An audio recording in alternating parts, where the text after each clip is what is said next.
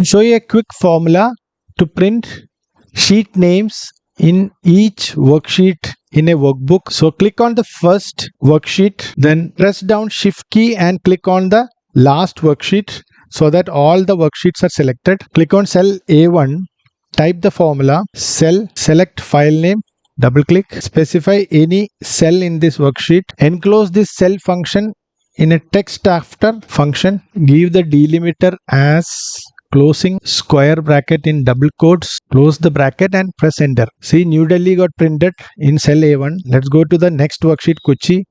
The sheet name got printed here, Kolkata, Hyderabad, Bangalore.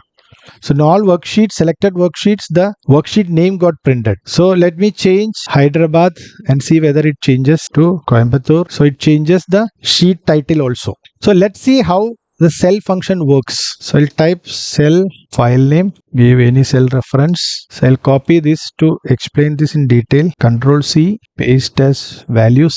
So I'll press F2. See, it prints the full path of the file. So it is in this path, and then after file path it displays the name of the worksheet inside square brackets and then the sheet name.